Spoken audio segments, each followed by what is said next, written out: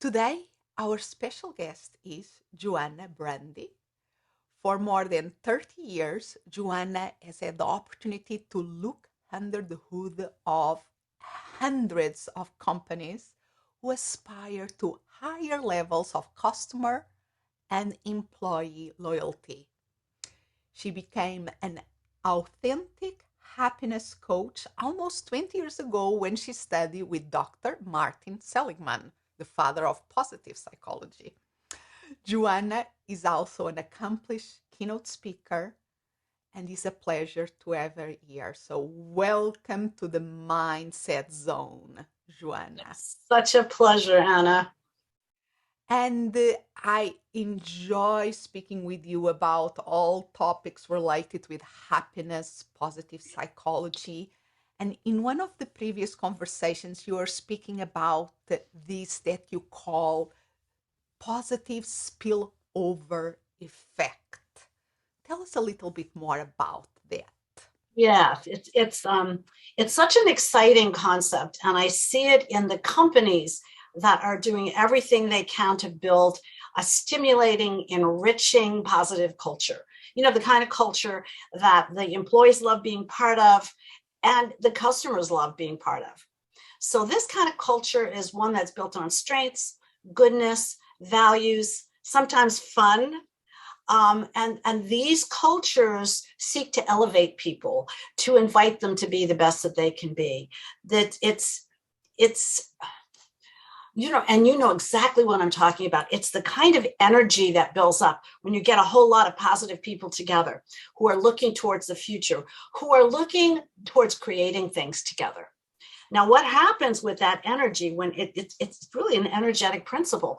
What happens with that energy from that kind of culture is it spills up and outside the culture. So when a customer deals with this kind of a company, the customer leaves feeling great. And they go on, and the next 2 or 3 interactions they have are pretty good. And that positive energy spreads out.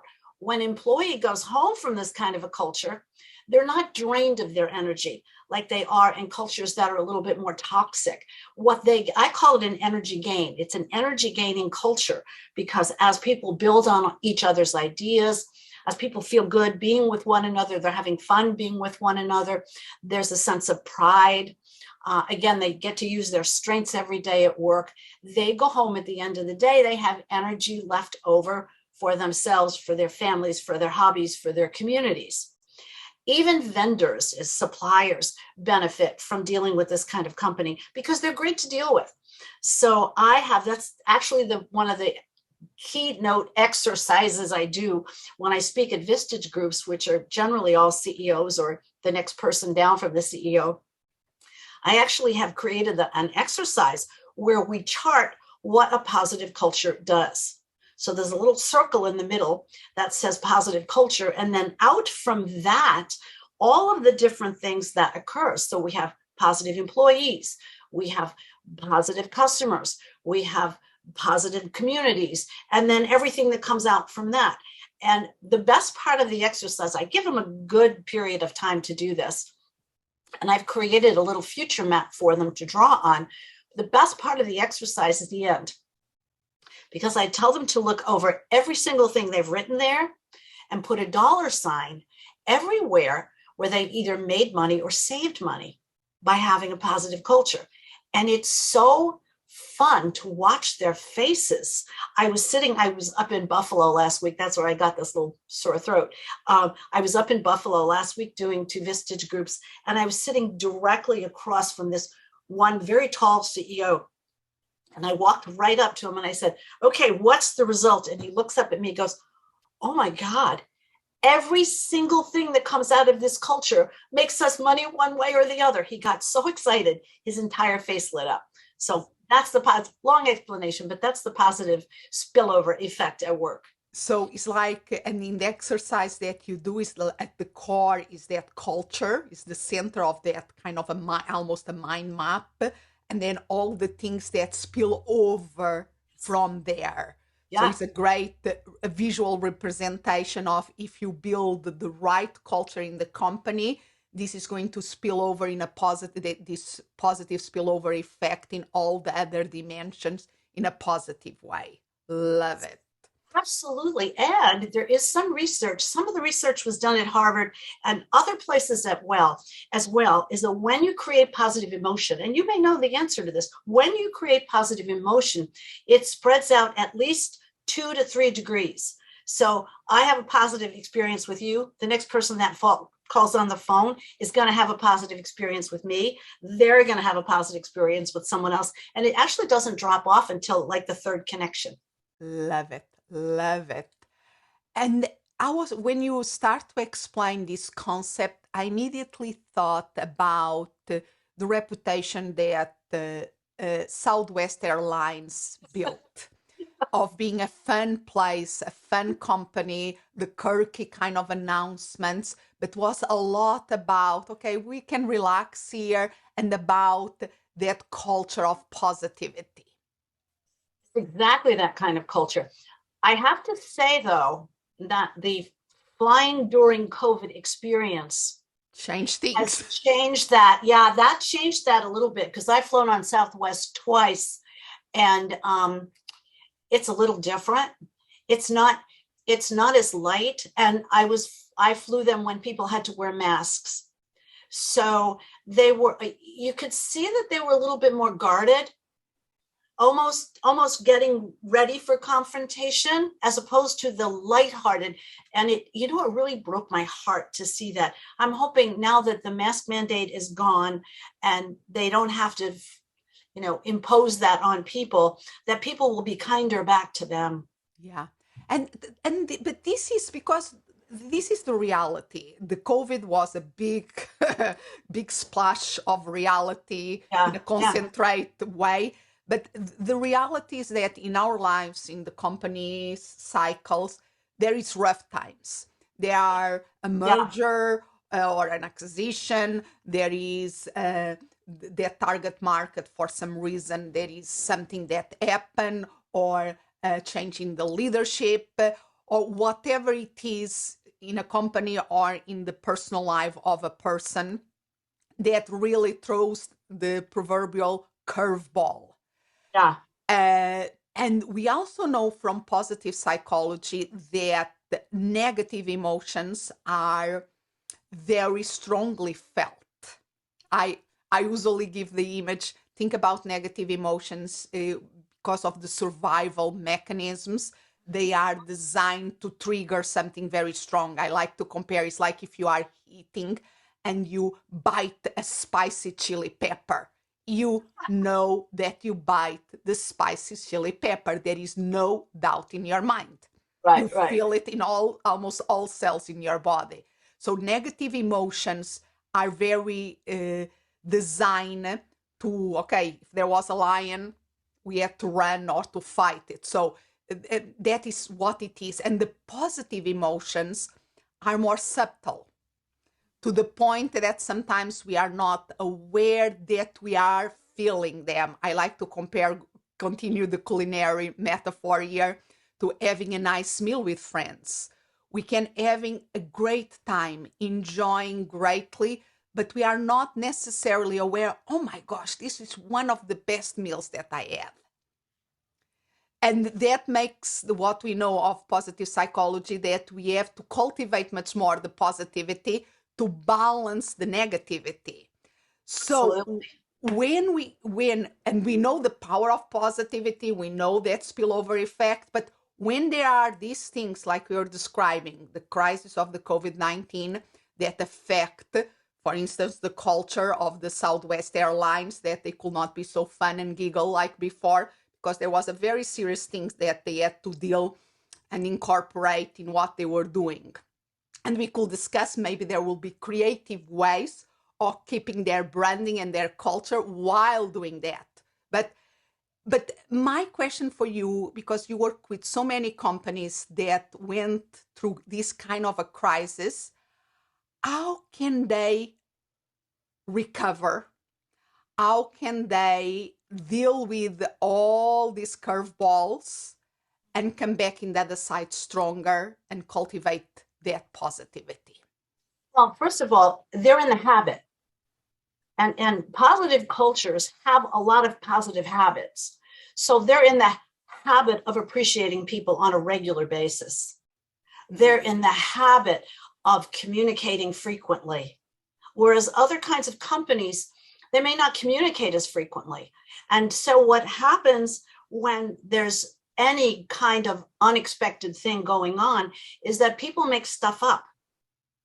So if there's not good, consistent communication with as positive a spin on it as possible, we don't want to we don't want to put the rosy glasses on, because that's not a good idea. We don't want toxic positivity, and I think that's really important. There are some people that teach positivity, that the smiley face, the little yellow smiley face thing, that they're not dealing with reality. So there has to be a good balance. But the companies that do that well have already built in some of the habit patterns. They frequently speak to their employees. They frequently ask employees to bring their strengths to work. They frequently communicate their appreciation. I know people can't see us, but I can see you, and I know there's something you want to say, because this is one of your favorite topics, isn't it? Yeah, I absolutely, know. absolutely. And these are finding fascinating because in the work you are working with these organizations like the Chief Happiness Officer, really bringing that positivity culture. So I mentioned that when you work with a company that already have at least the blueprint before of positivity in their culture, is easier for you to help them leverage that than Absolutely. if you are calling to a company that maybe the leader, the CEO, listen about you or read the book and really want to bring that culture, but the underpinning kind of things is not open lines of communication, is not focusing on the strength. You have to start, really, it's more work. It is more work because they have to be taught the basics. But what I'm seeing now is that, especially with younger leaders, they're open. There's more openness now because the old ways just don't work. And as people are losing their employees because the old ways aren't working, I'm seeing an openness that I haven't seen in a few years. So I like it. I like their ideas. Even the word happiness is being accepted a little bit more in the business world. Excuse me. And that's always been an upward climb for me. My website is Return on Happiness, to make the point that just like you have return on investment, there's going to be a positive return. But the word happiness does upset some people because they don't know how to frame it. So I like positive. I like positive culture or positivity. I like those words a little bit better because people don't carry so much of their own connotation. They're not carrying just this idea that happiness is not just a state of mind. It's a state of body. It's a Yeah. state of body mind. And one of the things that I put forth very quickly when I do these 3-hour presentations, especially, is the chemical. Is that you have a feeling and it creates a chemical, and the chemical creates a different set of reactions. So when you're creating positive feelings, you're creating the kinds of chemicals that expand your ability to be creative, that expand your ability to be adaptable. And so when people are under the influence of positive emotions, they're better able to deal with this changing landscape in business that we have. And they're so much more creative. Yeah, because that is the survival value of the positive emotions that Yeah, Barbara yeah. Fredrickson really managed to articulate in a way that, in a framework that really make a lot of sense. Is that, yes, negative emotions usually have immediately survival value, Mhm. and positive emotions is that more long term because we become more Exactly. open, we become building more relationships, building resources, and is that long term kind of gains, but is also the the nurturing the place for people being more creative, innovating, and really building something that is much more expansive. Great way. It's a great way to put it. I've studied with Barbara and I fell in love with her broaden and build response. Just the idea of it. And I'm such a, well, you can see I'm Italian. My hands just keep on going on here. But when you think about it, when the right hemisphere of the brain and the left hemisphere of the brain begin communicating better together, which is what happens when the brain is in a state of positivity, all of a sudden it's so expansive that your peripheral vision opens up too.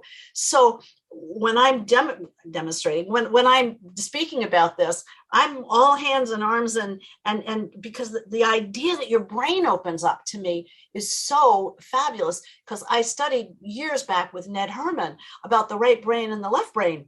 So this idea of how the parts of the brain work together to give you the fullest expression that you can have is just so fascinating to me. And I think people, one of the examples that I give is exactly because we know that when we speak about this, when we teach about these things, as more experiential we can be, more people absorb and feel these Yes, yes. things. One example that I like to give is that if we are um, working in a project under a deadline and there is lots of stress and the deadline is coming, we have to finish the project and we need a number that we know that was an article that we read of something. There is a piece of data that we need. And we know that we had that paper somewhere in our desk, but we go all over the place and we don't find it. We really get stressed out. And then suddenly we receive a phone call of a friend. We pick the phone, we relax a little, we even laughed one of our jokes. And then we hang out the phone and suddenly our eyes see the paper that we had looked everywhere and didn't have saw it Yes, before. Or if absolutely. people lost the car keys or lost the sunglasses, is when we are under tension, we see the funnel vision. Well, When yeah, we yeah, because if there really was a danger, Yeah. we need to have that focused. I tell a story about being out in the woods with a very unenlightened boyfriend who took me camping in an area where there were bears, and everywhere there were signs that said, watch out for bears. Well, there was no way to focus on anything else other than, that narrow survival. focus. Do you see bear scat on the ground, or are there branches that are broken? All of a sudden, all you can't think about how beautiful it is or how sweet smelling the pine is or any of that stuff because you're too busy looking for a bear. And I love that example because it shows that that skill of focusing is needed in some circumstances and is Exactly. good. Yeah. The problem is that we so often stay stuck on it and we don't have the flexibility to move to the positivity. And I think a lot of the work you do in companies is creating that flexibility, that resilience that Mhm. allow people uh, proactive choose what is the best way of operating depending of the circumstances. Absolutely. And it's funny, I just finished a program with 12 young leaders who took my electronic course, and I did coaching with them for 10 weeks. And when it was all done and we were sort of processing what happened and how they felt and how they changed and all that, almost every one of them said something about using the breath, because I am very big on teaching some breathing techniques to make that space. Because when you get tense like that, when you can't find the paper that you're looking for, you're not going to find it in the state you're in. So to me, the greatest state changer that there is the capacity to breathe, is to take that deep breath, is to exhale all that nervous energy and take a big inhale and clear the decks. And I just love the fact that these young leaders are now incorporating breathing into what they do on a daily basis to make their days a little bit easier. They're in a high pressure business. Absolutely. And the power of the breath is something we are doing all the time. Otherwise, we will not be here. So it's something So that, but is that power? It's like the blinking. we blink is a way of keeping our eyes healthy, but we also can voluntarily close and open our eyes. It's something that happens involuntarily, but we also can have voluntary control over it, like the blinking of the eyes. Exactly. Breathing is similar. Thank God we don't have to be conscious to breathe. And at the same time, we can use the power of a consciousness and our awareness to pay full attention in our breathing and modulate our breathing. And is one of the fastest ways of modulating our nervous system. That is absolutely fantastic. And everybody can learn it how to do it. Oh, absolutely. And one of the things that has always fascinated me is that, in business, we're always talking about systems, but it isn't until very recently that we started talking about the human system. We talk about the fulfillment system and the marketing system and this system and that system. And finally, at least in the work I do, finally, we are talking about the human system and how the human system works. So important, because we actually do business with human beings, most of us. And it's one, if not the most important asset that the business has. And we really have to learn to tap into I call it tapping into our human potential, because we really are leaving so much on the table when we don't do that. Exactly. And if there's a gift in COVID, and I think there are many gifts, you and I could probably talk for a half hour on the gifts that we found in COVID. But one of them is that leaders now know that they have to treat people differently, that they have to listen more carefully, that they have to do more to be empathetic, to be compassionate, to understand what's really going on with that human. And that's a gift. And I would totally agree. And at the same time, there is a danger, because we are also very good as human beings to revert to previous patterns that we are used to. Yeah, that's true. And what I'm seeing now post-COVID is almost a knee-jerk reaction of everybody's very, very, very busy. Everybody has to almost, the anxiety that was there during the COVID is just transforming in a different type of a chronic anxiety out there, and people are not pressing the pause button and say, okay, what can I learn from this? Wow. What happened? And how can I grow forward and really take advantage of this as an opportunity? So I would like to go a little bit to that pressing the pause button that you refer a moment ago, because one of my favorite quotes, I think you are familiar with, is between stimulus and response, there is a space. In that space is our power to choose our response. In our response lies our growth and our freedom.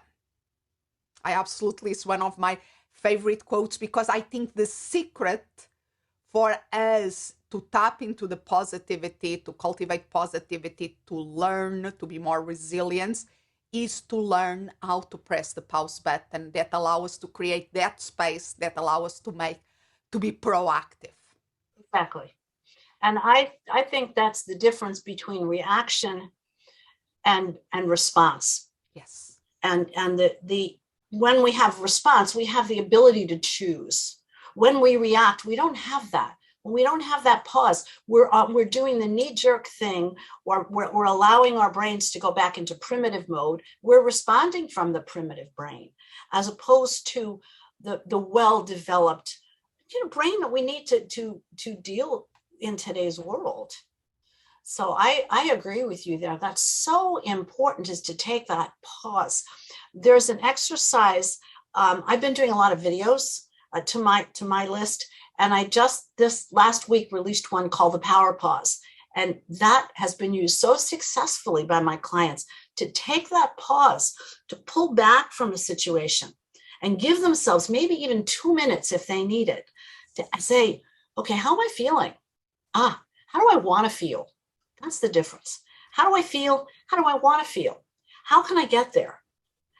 Because that moment makes such a difference, especially if you're trying to manage a lot of stress.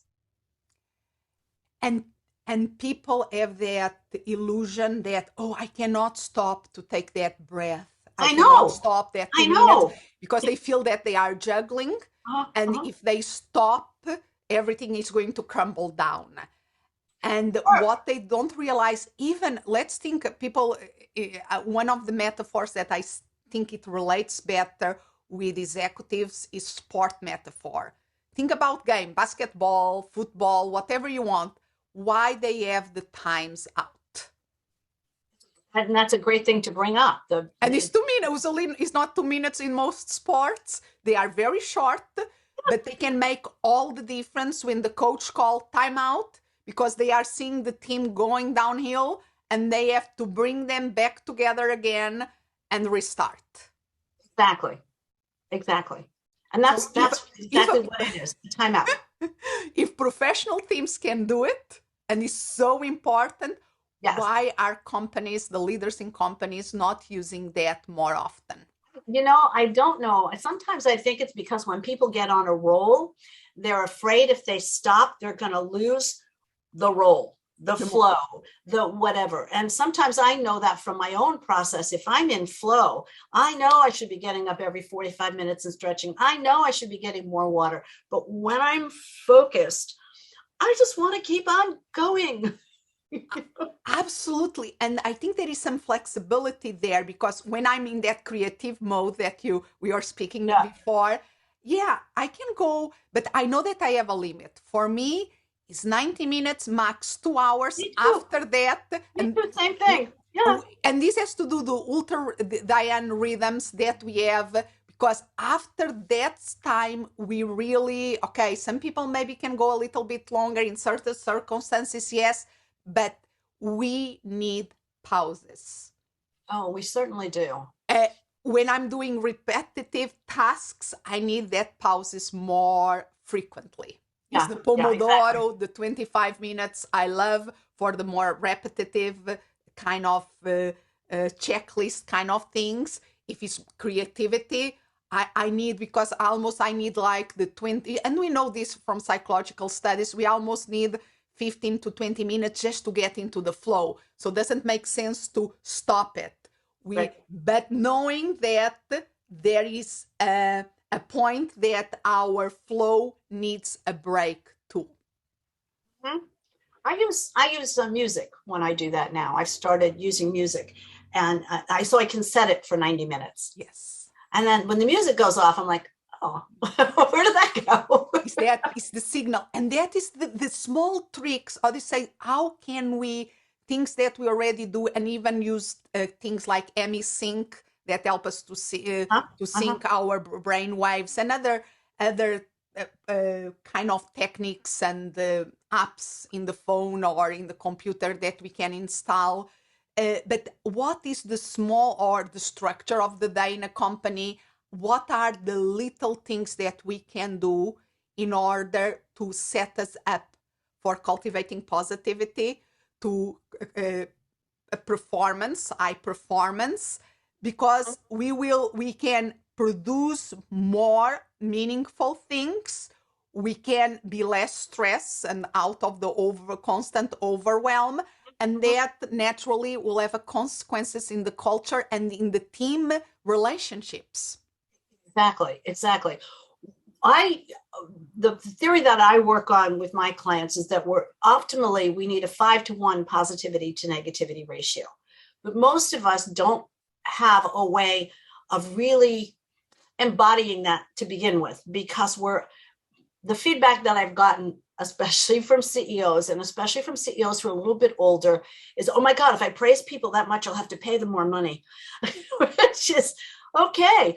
But it's not just about praise. It's looking for things that you appreciate. It's giving people praise. It's working with their strengths. It's giving them giving them opportunities. So when I start out something very, very, very basic and simple, we do an appreciation audit.